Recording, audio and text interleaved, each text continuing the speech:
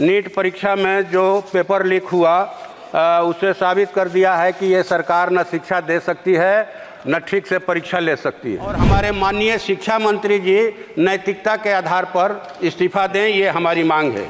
सरकार जो है शिक्षा का भगवाकरण करना चाहती है। सुदामा प्रसाद जी।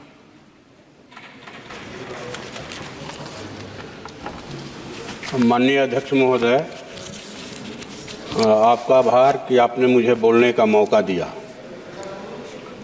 2020 में जब देश में कोरोना था, उसी समय नई शिक्षा नीति आई थी और हम लोग देख रहे हैं कि इस नई शिक्षा नीति से जो पिछले साल लागू की गई, देश के जो करोड़ों भूमिहीन गरीब किसान हैं, खेत मजदूर हैं, शहरी गरीब हैं जो फुटपाथ पर सब्जी बेचते हैं, ठेला चलाते हैं, रिक्शा चलाते हैं, वैसे लोगों को शिक्षा से दूर करने का कहा जाए कि इसमें रुझान दिखाई पड़ता है। अब हमारे यहाँ, अब देश के अन्य हिस्सों में क्या स्थिति है मैं नहीं कर सकता, लेकिन हजारों विद्यालयों को मर्जर कर दिया गया है। जो दलित और गरीबों के मोहल्ले में विद्यालय चलते थे, भवन का भाव दिखाकर, ज़मीन का भाव दिखाकर उन्हें दूर के गाँव में उन बच्चों का जो है ट्रांसफ़र कर दिया गया है कि अब ये विद्यालय बंद हुआ। हजारों विद्यालय जो है बिहार में इस तरह से बंद किए जा चुके हैं और निश्चित तौर पर इसका प्रभाव जो है गरीबों के बच्चों पर की पढ़ाई पर पड़ रहा है, वो शिक्षा से दूर हो रहे हैं। दूसरी तरफ हम लोग देख रहे हैं कि शिक्षा को महंगा किया जा रहा है। उच्च शिक्षा में जो है वो कहा जाए कि फीस को महंगा करके, कोर्स के पढ़ाई को महंगा करके, ये कहा जाए कि लोग उच्च शिक्षा से दूर हों, इसके लिए प्रयास किया जा रहा है। विश्वविद्यालयों में जो यूजीसी के जरिए ग्रांट मिलता था, जो अनुदान मिलता था, उसको ख़त्म करके अब हेफा के जरिए हेफा लोन दिया जा रहा है कि भाई आपको ये लोन दिया गया विश्वविद्यालय को, आपको चुकाना है और इसकी भरपाई के लिए वो फीस बढ़ा रहे हैं। वो जो है कोर्स का माने कहिए कि पढ़ाई महंगा कर रहे हैं। वो जो है कैंपस की ज़मीन जो है किराए पर लगा रहे हैं, निजी कंपनियों को दे रहे हैं। तो मैं समझता हूं कि इस चीज़ पर रोक लगना चाहिए। अगर ऐसा हुआ तो जो विश्वविद्यालय गरीब बच्चों के पढ़ाई को भी कहा जाए कि ये मंजूरी देते थे, कम फीस के कारण लोग पढ़ लेते थे, उनकी पढ़ाई जो है बंद हो जाएगी। तीसरी बात है कि जो फीस वृद्धि का है, अब जैसे 3 साल का कोर्स स्नातक का होता था तो उसमें 6,000-7,000 रुपये में पढ़ाई हो जाती थी। अब उस कोर्स को 4 साल का करके 30,000 रुपये फीस उसका कर दिया गया है। ये तुरंत जो है जनहित में इसको वापस लिया जाना चाहिए।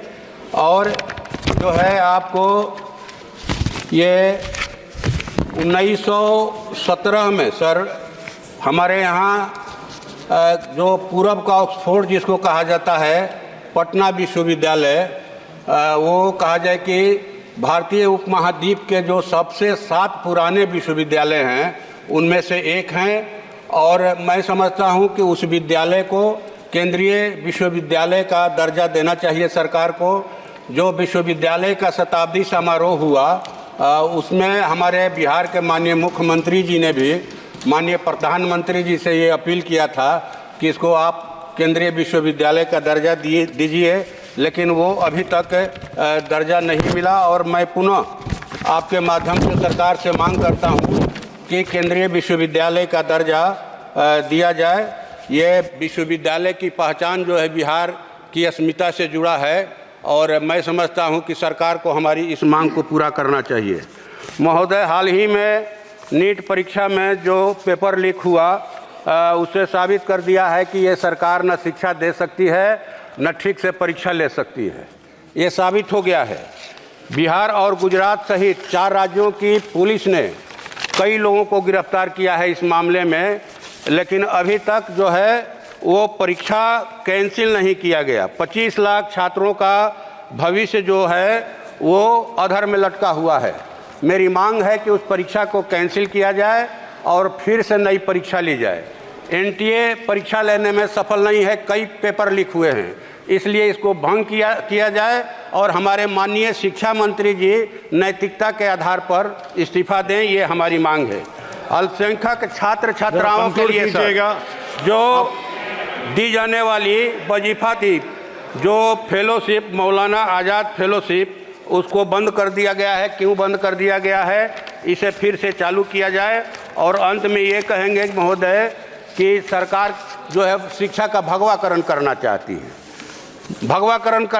है, अब विश्वविद्यालयों के प्राचार्यों की नियुक्ति में उनकी मान्यता जो है, योग्यता जो है वो आधार नहीं है, बल्कि चरण भक्ति है। सिलेबस चेंज किया जा रहा है, अशिक्षा को और अंधविश्वास को बढ़ावा दिया जा रहा है। अभी डीयू का समाप्त कीजिएगा, जो बंद कर रहे हैं सर, डीयू का जो लॉ फैकल्टी है उसमें मनुस्मृति को सिलेबस में शामिल किया गया, जिसे भारी विरोध के बाद सरकार ने उसको वापस लिया। और हमारे यहाँ की मांग है एक सर, चांदी हॉस्टल है, दलित छात्र रहते हैं वहाँ 200, और जर्जर है 1990 में ही उसको अयोग्य घोषित कर दिया गया है। आपके माध्यम से सरकार से हम मांग करते हैं कि उसको जो है नया हॉस्टल बना करके उन दलित छात्रों को दिया जाए, और मुचकुंद दुबे आयोग की जो सिफारिश है, समान शिक्षा की माने सिफारिश, उसको देश में लागू किया जाए। और हमारे यहाँ कस्तूरबा विद्यालयों में जो है बहुत ही शौचालयों की स्थिति खराब है, दोनों टाइम भोजन जो है चावल दिया जाता है। धन्यवाद। इस पर सरकार ध्यान दे और उसको कहा जाए कि मैंने ये करे, सरकार ध्यान दे करके ठीक करे। और प्राइवेट स्कूलों में जो 25% गरीब बच्चों के नामांकन का आरक्षण है उसको सख्ती से लागू किया जाए। धन्यवाद महोदय, आपने मुझे मौका दिया। धन्यवाद महोदय। If the members agree. Panorama group, जो सोचता है वो करता है। ये लो मुंह मीठा करो, आज मैंने अपना जॉब छोड़ दिया, अब हम पूर्णिया वापस जाएंगे। जॉब छोड़ दिया है मतलब? ये घर कैसे चलेगा, हम करेंगे क्या, और माँ बाबूजी क्या बोलेंगे? इसलिए मैं एक और मिठाई का डब्बा लाया, अपने बिजनेस के लिए लोन अप्रूव हो गया। अरे लोन अप्रूव हो गया वो तो ठीक है, लेकिन पूर्णिया में हम रहेंगे कहाँ? अपना घर भी तो नहीं है वहाँ।